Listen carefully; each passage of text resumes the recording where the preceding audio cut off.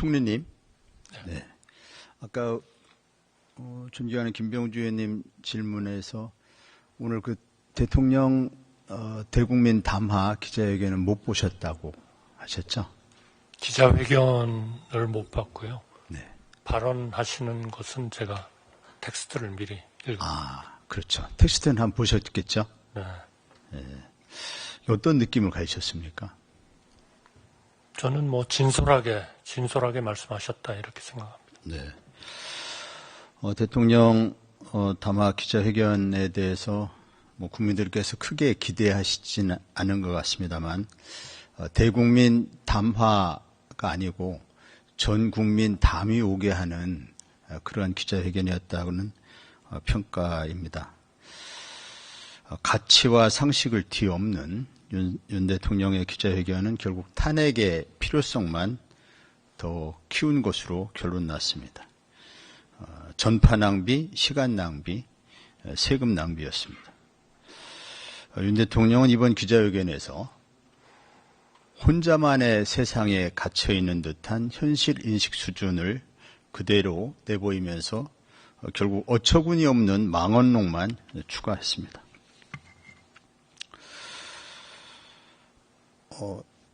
PPT 한번 띄워볼까요?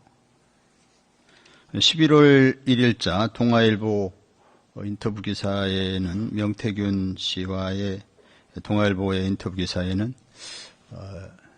이런 내용이 있습니다. 취임하면 2024년 총선에 개헌하면서 그때 딱 물러나면 된다고 했다. 그러면 양쪽으로부터 존경받는 대통령으로 끝날 것이라고 얘기했다. 윤 대통령이 난리가 났다. 3일 동안 대통령한테 들들 볶였다. 대통령이 내가 2년짜리 해야 되겠느냐고 했다. 기자가 묻습니다. 왜 그런 조언을 했느냐. 5년을 버틸 수 있는 내공이 없기 때문이다. 지금 너무 맞지 않는 옷을 입고 있지 않나. 지금은 대통령께서 가장 중요한 게 퇴임 후 안전하게 있을지 여부 아닌가. 벌써 레임덕도 왔지 않느냐. 다음 PPT를 보시면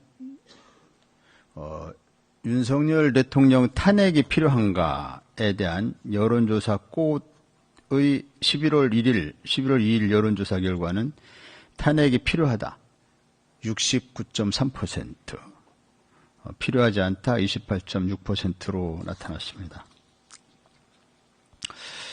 명태균 씨는 윤 대통령을 장림무사, 김건희 여사를 장림 어깨에 올라탄 안전뱅이 주술사라고 비유했습니다.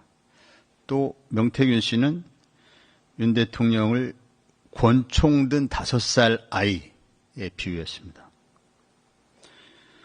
국민들은 이렇게 위험한 대통령이 현재의 낮은 지지율로 정상적인 국정 운영은 더 이상 불가능하다라는 판단을 하고 있습니다. 대통령의 임기가 조기 종료되는 것이 국익을 위해서 불가피하다라는 판단을 하고 있습니다. 대통령의 임기가 조기 종료되는 방법은 스스로 하야하는 방법,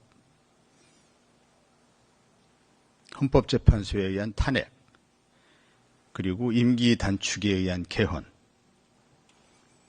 이렇게 볼 수 있겠습니다. 총리님, 이 중에서 어느 방법이 가장 명예로운 퇴진 방법이라 생각하십니까? 꽃이라는 여론조사 연구소는 김어준 씨가 하는 건가요? 네, 그건 총리님이 알아보시죠. 예, 제가 한번 알아보겠습니다. 하여튼 의원님께서 얘기하시는 거는 그걸 도대체 왜 저한테 묻고 그게 왜 의원님을 괴롭히는 일인지를 저는 이해가 안 됩니다. 네. 제가 정식으로 민주적 정당성을 가지고 국민의 투표에 의해서 당선되신 대통령을 하야해라, 뭘 해라, 그렇게 하실 수 있는 건가요? 아니, 의원님이 생각하시는 자유민주주의는 그런 겁니까? 국민들의 뜻에 따라서 국민들은 그렇게 생각하지 않는 분들도 굉장히 많습니다. 네, 물론 많겠죠. 여론조사에 따르면 28.6%고. 곧 여론조사요. 네. 뭐 다른 여론조사 결과 있으면 말씀해 이모준 주세요. 씨가 하는 여론조사요. 다른 여론조사 결과 있으면 말씀해 보시라고요. 이런 엉뚱한 국민들을 말씀하시니까. 아닙니다. 이런 것을 여론조사를 하는 그것이 정상적입니까? 아니 국민 자유민주주의에 의해서 국민이 뽑은 대통령을 무슨 권리에 의해서 국민이 하야해라 뽑은 말아야 대통령을 합법적으로 헌법에 의해서 임기를 중단시키는 방법이 헌법에 나와 있는 탄핵입니다. 헌법에서 중단을 왜 하는 겁니까? 네? 헌법 사항이 있나요? 헌법에 의한 탄핵 제도가 있지 않습니까? 그 모르세요? 헌법에 의한 탄핵이죠. 네. 그런데 모르세요? 그거는 중대한 법 위반 사항이 있어야 되는 거 아닙니까? 중대한 헌법 법률 위배 사유가 있어야죠. 네. 아니, 의원님께서는 너무 잘 아시잖아요. 경찰에 네. 오래 계셨지 않습니까? 너무 잘 알고 법률에 있습니다. 대해서 화나시잖아요. 너무 잘 알고 그러면 있습니다. 자유민주주의가 뭔지도 아시잖아요. 너무 잘 알고 있습니다. 좀 판단 잘해 주시기 바랍니다. 다시 한번 묻겠습니다. 저는 판단을 잘 하고 있고요. 네. 판단을 잘해서 의원님처럼 주권자인 판단 안 하시는 분들도 많습니다. 네, 주권자인 국민들이 대통령을 선출할 권력도 있고 또 헌법 제정 권력인 국민은 헌법을 제정할 수도 있고 개정할 수도 있는 권력이 있습니다. 또 헌법에 의한 탄핵 제도가 있습니다. 대통령이 방금 말씀하신 것처럼 중대한 헌법 법률 위배 사유가 있을 경우 헌법에 의해서 합법적으로 합헌적으로 탄핵에 의해서 임기가 종료될 수 있습니다. 그것은 자유민주주의의 기본 원리입니다. 어떤 걸 부정하시는지 모르겠습니다.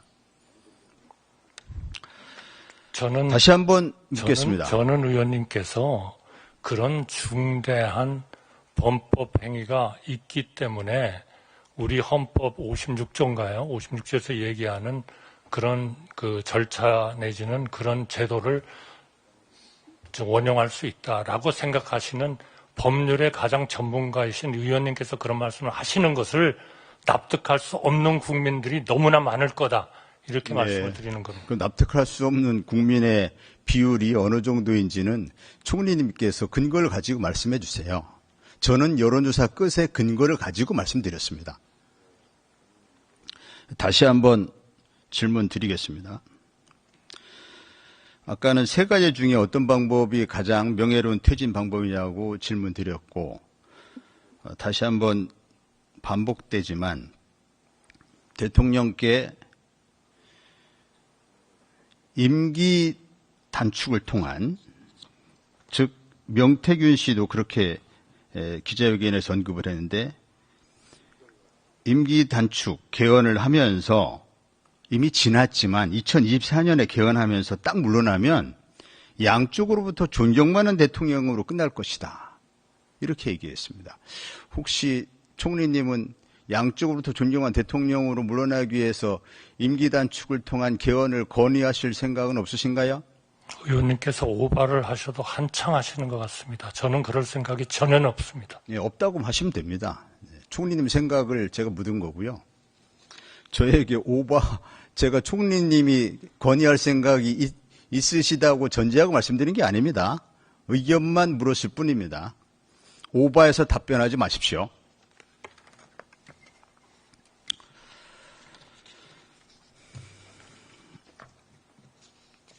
자, 다음 PPT.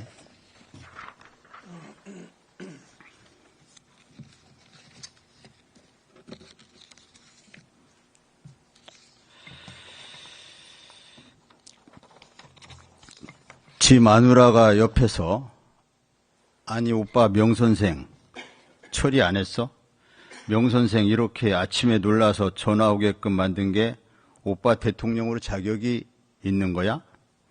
처음에 무슨 말이 많은지 나는 했는데 나는 분명히 했다고 마누라한테 얘기하는 거야. 장관 안 쳐라, 뭐 안 쳐라, 아무것도 모르는데 이거 안 쳐라, 저거 안 쳐라, 마누라 앞에서 했다고 변명하는 거야. 녹취록 내용인 줄은 아시리라고 생각합니다. 총리님, 김건희 여사는 인수위에서 어떤 역할을 맡고 계셨거나 비서실 수석이었거나 하신 분은 아니었죠? 기억을 못 하시나요? 저는 모르겠습니다. 모든 국민들이 다 알고 있을 텐데 초대 총리님 제가 아니셨나요? 인수위원회에 없었기 때문에. 네, 인수위 그런 답변 나올 줄 알았습니다. 그렇지만 이런 것을 공지의 사실이라고 합니다. 꼭 경험하지 않아도 누구나 알 수 있는 사실, 공지의 사실. 일국의 총리시라면 공지의 사실은 경험하지 않아도 알고는 있다. 이렇게 말씀하셔야죠. 저는 그렇게 생각하지 않습니다. 아니, 사실을 묻는 겁니다. 생각을 묻는 것이 아니고요. 지레 짐작해서 답변하지, 오버해서 답변하지 마시고요. 김건희 씨가 장관 앉혀라, 뭐 앉혀라, 이렇게 요구할 수 있는 인수위에서의 어떤 권한이 있는 지위에 있지는 않았다. 이 부분은 제가 굳이 총리님 그런 사실 맞습니까? 말씀드리지 않아도 누구나 다 아는 공지의 사실입니다. 그럼에도 불구하고 김건희 씨의 인사 개입에 관한 증언들은 계속 있어 왔습니다.